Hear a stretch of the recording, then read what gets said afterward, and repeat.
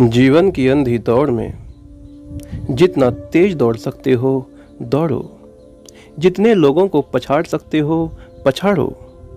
दौलत, शोहरत, ताकत जितनी बटोर सकते हो बटोरो। कामयाब बनो, तरक्की करो, कभी रुकना मत, कभी थकना मत। यूं ही भागते रहो, दौड़ते रहो। रुकना तेरा काम नहीं, चलना तेरी शान। बचपन से लेकर बुढ़ापे तक समाज आदमी को इसी तरह से दौड़ने के लिए उकसाता है और आदमी आंखें बंद करके बिना कुछ सोचे समझे जिंदगी भर दौड़ता रहता है, भागता रहता है। और फिर एक दिन मौत आती है और वो एक ही पल में आदमी की सारी दौड़ भाग समाप्त कर देती है। वो उससे उसका कमाया हुआ सब कुछ छीन लेती है। दौलत, शोहरत, ताकत, इल्म कुछ भी नहीं छोड़ती।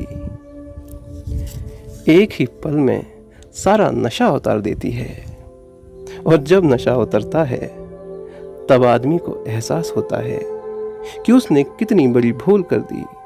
पूरा जीवन बर्बाद कर दिया। जो कमाना था वो तो कमाया ही नहीं और जो नहीं कमाना था उसे कमाने के चक्कर में पूरा जीवन झोंक दिया। मृत्यु के समय आदमी को समझ में आता है कि वो लोग कितने गलत थे जो आंखें बंद करके दौड़ने और भागने को ही तरक्की समझते थे। हालांकि कुछ विवेकवान, बुद्धिमान मनुष्य ऐसे भी होते हैं जो मौत के आने से बहुत पहले ही संभल जाते हैं। वो नाशवान चीजों के संग्रह में अपना अनमोल जीवन नष्ट नहीं करते। वो भोगी मनुष्यों की सलाह मानकर भोग के रास्ते पर नहीं दौड़ते, अपितु वो धर्म के मार्ग पर चलते हैं। वो शांति, करुणा, आध्यात्मिक आनंद की ऐसी पूंजी इकट्ठा करते हैं जिसे मौत उनसे नहीं छीन सकती। ऐसे धार्मिक मनुष्यों का जीवन सरल, सुखी और शांत होता है। चूंकि वो आवश्यकता से अधिक कुछ भी इकट्ठा नहीं करते, इसीलिए वो जीवन की अंधी दौड़ में नहीं दौड़ते। वो दौड़ को छोड़ देते हैं और दूसरों को भी छोड़ने की सलाह देते हैं। तो इस संसार में दो तरह के लोग हैं। एक वो जो दौड़ने की सलाह देते हैं और दूसरे वो जो ठहरने की सलाह देते हैं। चुनाव हमारा है कि हम किसकी सलाह माने और किसकी नहीं। चुनाव हमारा है कि हम योगी बने या भोगी, देवता बने या राक्षस, महात्मा बने या पापी। हमारा एक चुनाव हमारा पूरा जीवन बदल सकता है, हमारा वर्तमान बदल सकता है और हमारा भविष्य भी। इतिहास में ऐसे कई पापी हुए हैं जिन्होंने पाप का रास्ता छोड़कर पुण्य का रास्ता अपनाया। ऐसे बहुत सारे राक्षस हुए हैं जो देवता बन गए और ऐसे बहुत सारे भोगी हुए हैं जो योगी बन गए। इस संदर्भ में भगवान बुद्ध के जीवन से एक घटना मैं आपको सुनाता हूँ। एक बार की बात है, भगवान बुद्ध घने जंगल से गुजर रहे थे। अचानक उनके पीछे से एक आवाज आती है। एक राक्षस उनसे कहता है, ठहरो, ठहरो सन्यासी। बुद्ध ठहरते हैं और पीछे मुड़कर उस राक्षस से कहते हैं, मैं तो पहले से ही ठहरा हुआ हूं। मुझे ठहरे तो कई वर्ष हो चुके हैं, तो ठहरने की आवश्यकता मुझे नहीं तुम्हें है। इस संसार की अंधी दौड़ को अब छोड़ दो, ठहर जाओ। और जैसा कि कहानी कहती है, भगवान बुद्ध के इन वचनों को सुनकर वो राक्षस अंगुलीमाल हमेशा के लिए ठहर जाता है। वो पाप का रास्ता छोड़ देता है और वो पुण्य के रास्ते पर चलने लगता है। वो भोग का रास्ता छोड़ देता है और योग के रास्ते पर चलने लगता है। वो घृणा, लालच और अंधविश्वास की जगह प्रेम, करुणा और ज्ञान में जीवन बिताता है और एक राक्षस से महात्मा बन जाता है। तो जो बात भगवान बुद्ध ने अंगुलीमाल से कही थी, वो बात भगवान बुद्ध ने अपने जीवन काल में प्रत्येक मनुष्य से कही थी। उन्होंने सैनिकों से कहा, ठहर जाओ। व्यापारियों से कहा, ठहर जाओ। किसानों से कहा, ठहर जाओ। मजदूरों से कहा, ठहर जाओ। स्त्रियों से कहा, ठहर जाओ। छोड़ दो ये राष्ट्रभक्ति, पितृभक्ति, मातृभक्ति, ये झूठे कर्तव्य। कब तक इन जालों में फंसे रहोगे? कब तक राग, द्वेष और मोह के वशीभूत होकर संसार की अंधी दौड़ में दौड़ते रहोगे? तुम्हें पता नहीं है कि तुम कब से इस संसार में भटक रहे हो। तुम्हें पता नहीं है कि तुम कितने दुखों को अब तक सह चुके हो। ये संसार दुखालय है, दुखों का घर है। तुम अनंत काल से इस संसार में भटक रहे हो। तुमने इतने आंसू अब तक इस संसार में बहाए हैं कि यदि उन आंसुओं को मिला दिया जाए तो पृथ्वी पर जितने भी महासागर हैं उनका जल भी उसके सामने कम पड़ जाएगा। इसीलिए मैं तुमसे कहता हूं कि और कब तक भागते रहोगे, कब तक दौड़ते रहोगे, कब तक दुख सहते रहोगे। ये जो भोगों की दौड़ है, इसकी कोई मंजिल नहीं है। ऐसा कोई स्थान नहीं है जहां जाकर तुम्हारी इच्छा खत्म हो जाए। भोगों की दौड़ में जितनी भी मंजिल तुमने बनाई है, उन मंजिलों पर जाकर भी तुम और दूसरी मंजिलों को देखने लगोगे। तुम्हारी वासना और बढ़ने लगेगी। ये प्यास कभी कम नहीं होती। 84 लाख योनियों में भटकते भटकते तुम्हें बड़ी मुश्किल से, बड़े लंबे समय के बाद ये मनुष्य जन्म का अवसर मिला है। इस जन्म की कीमत को समझो। इसे भविष्य की कल्पनाओं और योजनाओं में बर्बाद मत करो। इसे भूत की यादों में भी खर्च मत करो। वर्तमान में जियो। संसार के समस्त दुखों से यदि मुक्त होना चाहते हो तो ठहर जाओ। ठहरना ही वैराग्य है, संन्यास है।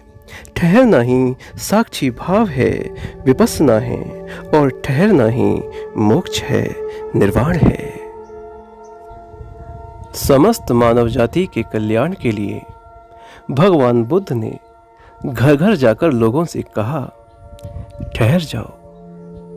जो लोग बुद्धिमान थे, भाग्यशाली थे, उन्होंने बुद्ध की बात को समझा और वो ठहर गए। किंतु जो नासमझ थे, भाग्यहीन थे, उन लोगों ने बुद्ध को अनसुना कर दिया, अनदेखा कर दिया और वो बह गए घृणा, तृष्णा और मोह की नदी में। आज जिस सदी में हम जी रहे हैं, उस सदी में बुद्ध तो जीवित नहीं है। हम इतने भाग्यशाली तो नहीं हैं कि हमारे दरवाजे पर आकर बुद्ध हमसे कहें कि ठहर जाओ। किंतु हाँ, इतने भाग्यशाली अवश्य हैं कि हम बुद्ध की शिक्षाओं को पढ़कर या सुनकर ठहर सकते हैं। अपनी शिक्षाओं के माध्यम से बुद्ध आज भी हमारे बीच उपस्थित हैं। यदि कोई व्यक्ति सत्य को पाना चाहता है, दुखों से मुक्त होना चाहता है, तो आज भी बुद्ध उसकी मदद के लिए उपस्थित हैं। बुद्ध आज भी हम सब से कह रहे हैं, ठहर जाओ। हे 21वीं सदी के बेचैन मनुष्य, ठहर जाओ। और कब तक भागोगे, कब तक दौड़ोगे जीवन की इस अंधी दौड़ में? आज भी जो बुद्धिमान हैं, वो बुद्ध के संदेश को सुन रहे हैं और ठहर रहे हैं। किंतु जो नादान हैं, वो बुद्ध को अनसुना करके बहे जा रहे हैं राग, द्वेष और मोह की नदी में। आज जिस युग में हम जी रहे हैं, इसे कलयुग कहते हैं। कलयुग अर्थात अधर्म का युग, एक ऐसा युग जिसमें इंसान भौतिक सुखों के पीछे आंखें बंद करके दौड़ता है। तो ऐसे युग में ठहरना मुश्किल है। मुश्किल इसलिए नहीं कि आदमी ठहर नहीं सकता, मुश्किल इसलिए है क्योंकि जो बहुसंख्यक आबादी है वो भोगों के पीछे दौड़ रही है। और किसी व्यक्ति का बहुसंख्यक आबादी के विपरीत बहना मुश्किल होता है। उसके लिए बहुत साहस की आवश्यकता होती है जो अधिकतर मनुष्यों में नहीं होता। और एक चीज है जो लोगों को ठहरने से रोकती है, वो है उनकी अज्ञानता। बहुत सारे लोग ठहरने से गलत अर्थ निकाल लेते हैं। उन्हें लगता है कि यदि वो ठहर गए तो उनका जीवन नीरस हो जाएगा, यदि वो ठहर गए तो उनके घर परिवार को कष्ट होगा। इन्हीं दो मान्यताओं के कारण अधिकतर लोग ठहरने से डरते हैं। तो आज इस व्याख्यान में मैं इन दोनों मान्यताओं का खंडन करने जा रहा हूं। मैं आपको बताने जा रहा हूं कि ये दोनों मान्यताएं पूर्णतया गलत हैं। पहली बात कि ठहरने से जीवन का कोई भी रस कम नहीं होता, अपितु बढ़ जाता है। आध्यात्मिक रस की यदि मैं चर्चा ना भी करूं, यदि मैं भौतिक रसों की भी बात करूं, तो ठहरा हुआ मनुष्य भौतिक रसों का जितना भोग करता है उतना भोग भागता हुआ और दौड़ता हुआ मनुष्य कभी नहीं कर सकता। और दूसरी बात कि ठहरने का अर्थ गृह त्याग नहीं है, अकर्मता नहीं है। ग्रस्त जीवन में रहते हुए भी, कर्तव्यों का निर्वाह करते हुए भी बड़ी आसानी से ठहरा जा सकता है। आज इस व्याख्यान में मैं आपको यह बताऊंगा कि कैसे कोई ग्रस्त मनुष्य भी यदि चाहे तो भगवान बुद्ध की शिक्षाओं पर चलकर जीवन बिता सकता है। वो चाहे तो ग्रस्त जीवन में रहते हुए भी ठहर सकता है और परम शांति को उपलब्ध हो सकता है। और मैं यह भी बताऊंगा कि ठहरने से साधक के ग्रस्त जीवन में कोई भी कमी नहीं आती, किसी भौतिक सुख में कोई भी कमी नहीं आती, अपितु साधक पहले से बढ़कर भौतिक सुखों का आनंद ले पाता है। अब आप सोच रहे होंगे कि भला ऐसा कैसे हो सकता है। तो चलो मैं आपको एक कहानी सुनाता हूँ जिसके माध्यम से मैं आपको अपनी बात बेहतर तरीके से समझा पाऊंगा। ये कहानी है एक बौद्ध सन्यासी की जो पहाड़ों पर स्थित एक खूबसूरत बौद्ध मठ में रहता था। उसे जब कभी मैदानी इलाके में आना होता था तो वो टैक्सी से आया जाया करता था। एक दिन कुछ ऐसी परिस्थिति पैदा हुई कि उस धर्मगुरु को टैक्सी ना मिल पाई और उसे पैदल ही पहाड़ों से नीचे आना पड़ा। जब वो सन्यासी पहाड़ों से नीचे उतर रहा था तो उसे आसपास के दृश्यों को देखकर बड़ा आश्चर्य हुआ। वह मन ही मन सोचने लगा कि आज ये प्राकृतिक दृश्य इतने सुंदर क्यों लग रहे हैं। इन्हें तो टैक्सी से चलते हुए मैंने कई बार देखा है, लेकिन तब तो ये इतने सुंदर ना थे। आज क्या विशेष है? वही रास्ता है, वही पहाड़ है, वही पेड़ और वही मैं। कुछ भी तो नहीं बदला। फिर क्यों ये दृश्य इतने मनोहर प्रतीत हो रहे हैं? सोचते सोचते उसे ये एहसास हुआ कि हाँ, एक चीज ऐसी है जो आज बदली हुई है और वो चीज है उसकी गति। आज वो टैक्सी में नहीं है, पैदल है। आज वो दौड़ते हुए नहीं, ठहर कर इन दृश्यों को देख रहा है। तो आज जो विशेष सौंदर्य उसे प्रकृति में दिख रहा है उसका वास्तविक कारण उसका ठहरना है। आज उसका तन और मन दोनों ठहरे हुए हैं, इसीलिए उसे चारों ओर की प्रकृति इतनी सुंदर लग रही है। ये जादू ठहरने का है और ये जादू सिर्फ प्राकृतिक दृश्यों तक सीमित नहीं है। जीवन के छोटे से छोटे और बड़े से बड़े प्रत्येक भोग के लिए यह उतना ही सत्य है। तो उस घटना से उस सन्यासी को भोग का पूरा विज्ञान समझ में आ गया। भोग का विज्ञान सरल है। भोग भोगने वाले से बस दो ही चीजें मांगता है, पहली फुर्सत और दूसरी ध्यान। यदि आप जल्दबाजी में हो और आपका ध्यान कहीं और है, तो ऐसी अवस्था में आप होकर भी नहीं होते, आप आधे अधूरे होते हो। और चूंकि आपका तन कहीं और है और मन कहीं और है, इसीलिए ऐसी आधी अधूरी अवस्था में यदि आप कोई भी भोग भोगोगे तो उस भोग का रस भी आधा होगा। जैसे यदि आप खाना खाते समय टीवी देख रहे हैं या बातचीत कर रहे हैं या आप जल्दबाजी में हैं, खाना खाने के बाद आपको कोई काम है जो करना है, इसीलिए खाना खाते समय भी आपका ध्यान खाने में नहीं है, उस काम में है। तो आप तन से तो ठहरे हुए हैं, लेकिन आपका मन भाग रहा है। और चूंकि आपका तन और मन एक साथ नहीं है, आप आधे अधूरे हैं, इसीलिए आपका खाना खाना भी आधा अधूरा है। यदि आप खाने का पूरा आनंद लेना चाहते हैं, तो खाना हमेशा फुर्सत से खाइए। खाना ऐसे खाइए जैसे खाने से महत्वपूर्ण काम दुनिया में और कोई है ही नहीं। टीवी, मोबाइल, बातचीत कुछ नहीं, सिर्फ खाना और आप दोनों के बीच में और कोई ना हो। पूरी एकाग्रता के साथ, पूरे होश के साथ एक एक निवाले का आनंद लीजिए। कभी इस तरह से भी खाना खाकर देखिए, और जब आप इस तरह से खाना खाएंगे तो आपको भी उस कहानी के सन्यासी की तरह आश्चर्य होगा कि आज खाना इतना स्वाद कैसे हो गया, आज खाने में ऐसा क्या विशेष है। तो विशेष खाने में नहीं है, विशेष है आपके ठहरने में। कभी ठहरी हुई अवस्था में नहाकर देखिए, कुछ पढ़कर देखिए, कुछ सुनकर देखिए। आसमान, बादल, तारे, सनसेट, पेड़ पौधे, फूल, परिंदे जैसे प्राकृतिक दृश्यों को देखिए।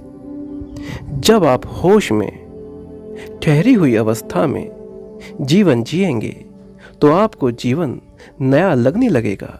चारों ओर की प्रकृति नई नई लगने लगेगी। आपको ऐसा लगेगा कि ये जीवन तो मैंने कभी ना जिया।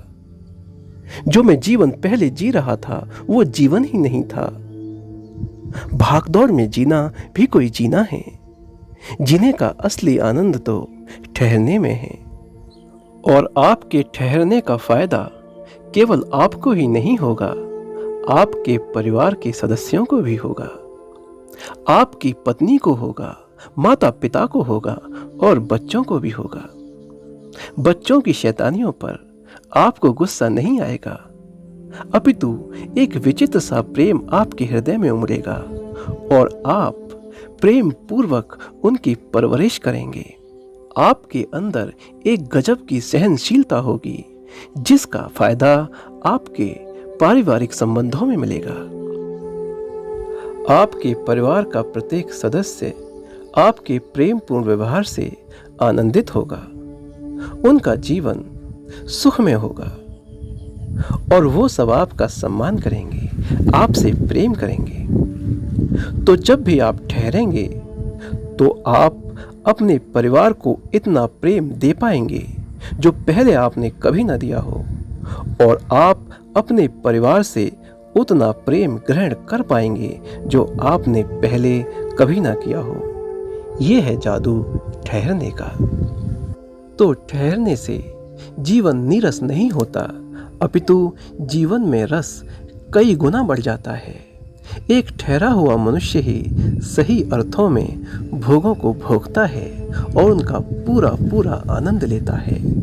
इसीलिए जो लोग यह समझते हैं कि ठहरने से भौतिक सुख छिन जाते हैं, वो गलत सोचते हैं। और ऐसा मैं कहीं से सुनकर या पढ़कर नहीं कह रहा हूँ, मैं तो जी कर कह रहा हूँ।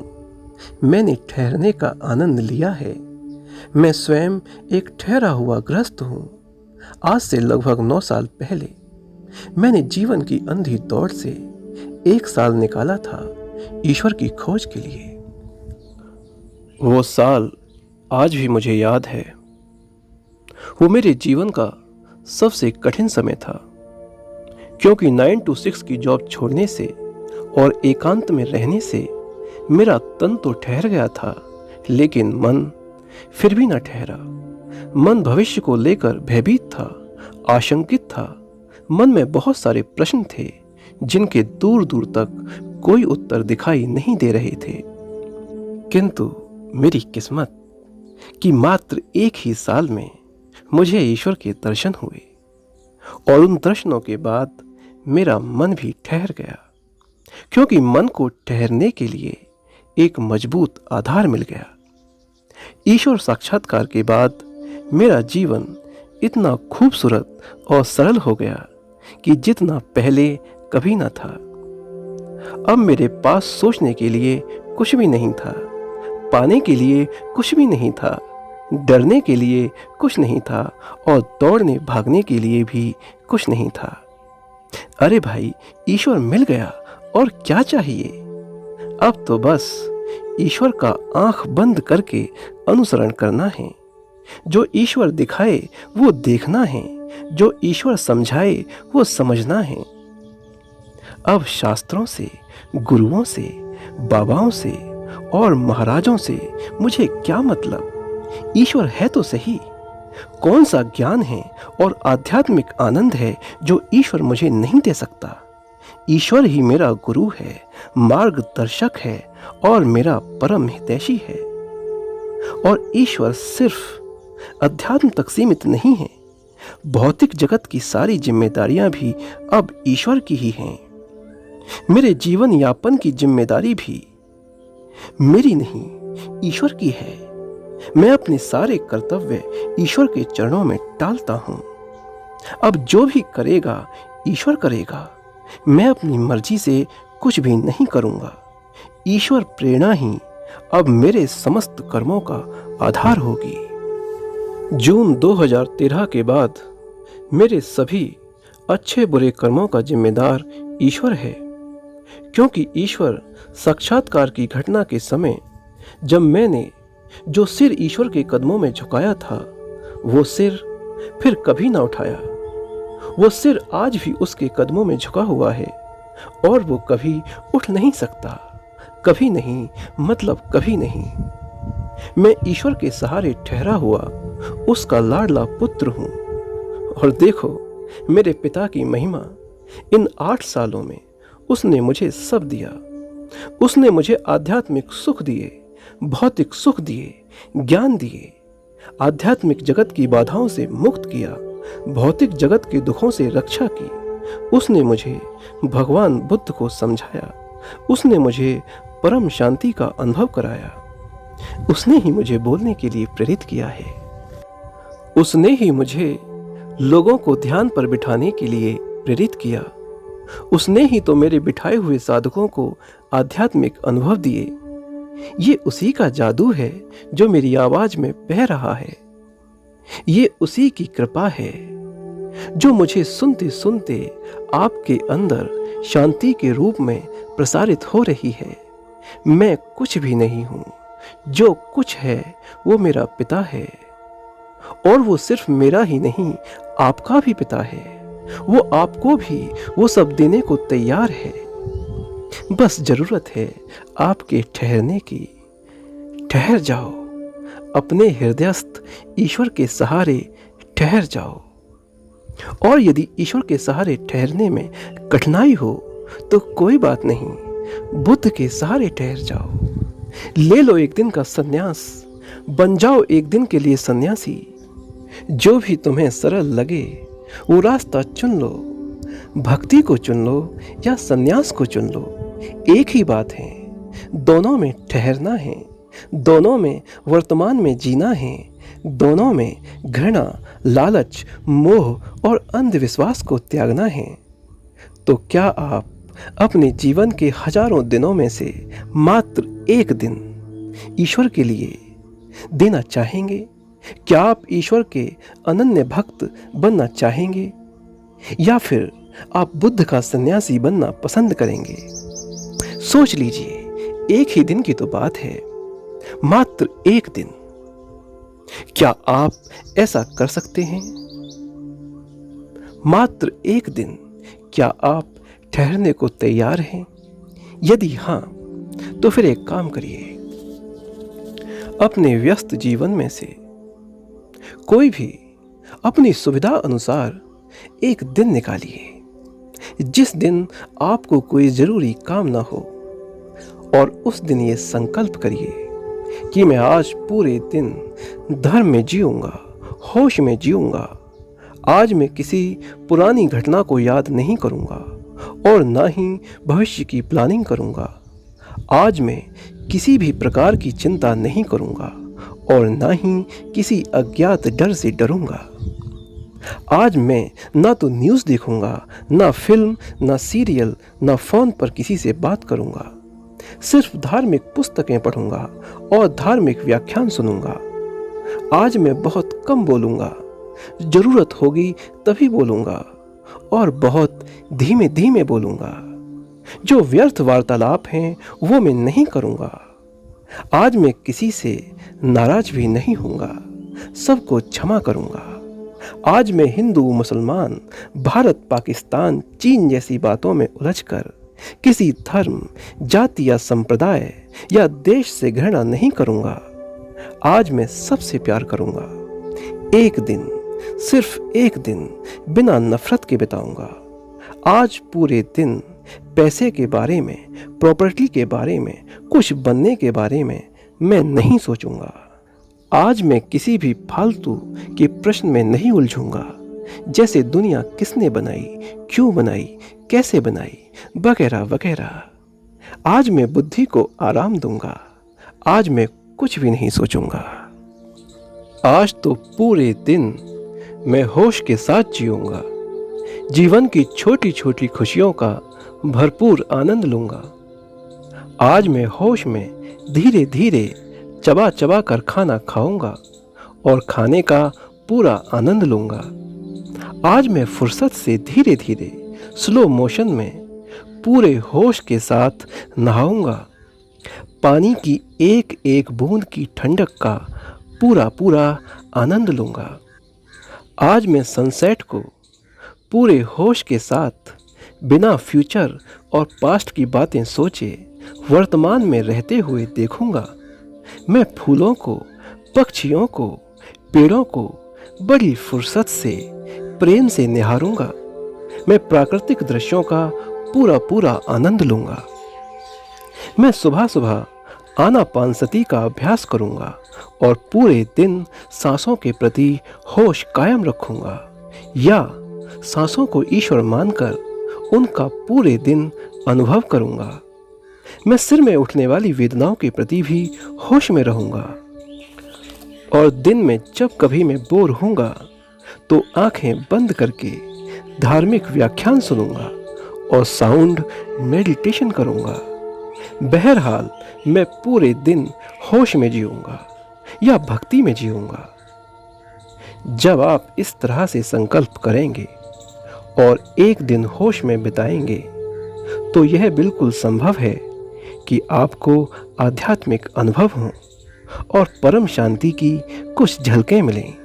और जब ऐसा होगा तो वह दिन आपके जीवन का सबसे अच्छा दिन बन जाएगा और वह आपको प्रेरित करेगा ऐसे ही और दिन जीवन से निकालने के लिए। और ऐसे ही एक एक दिन शांति और सुकून में जीते जीते आप वर्तमान में जीना सीख जाएंगे, होश में जीना सीख जाएंगे और ग्रस्त जीवन में रहते हुए आप ठहर जाएंगे। आपके जीवन में एक महान शांति होगी, जो शांति आपको निर्वाण तक लेकर जाएगी। वो शांति आप ही की है, वो आप ही की संपत्ति है, बस आप उसकी ओर देखते नहीं हैं। उस शांति को यदि देखना है, यदि उसका अनुभव करना है, तो आपको ठहरना पड़ेगा, वर्तमान में जीना पड़ेगा, या यूं कहिए कि होश में जीना सीखना पड़ेगा। होश क्या है? होश में कैसे जिया जाता है ये तो मैं पहले भी बता चुका हूँ। मैंने इस चैनल पर होश के संबंध में बहुत सारी वीडियो अपलोड कर रखी हैं जिनमें मैंने होश को समझाया है और होश का अभ्यास भी कराया है। तो यदि आप होश की साधनाओं को समझना चाहते हैं और उनका अभ्यास करना चाहते हैं तो इस वीडियो के डिस्क्रिप्शन में मैंने लिंक दे दिए हैं। आप चाहें तो उन वीडियो को सुन सकते हैं। तो आज इस वीडियो में बस इतना ही।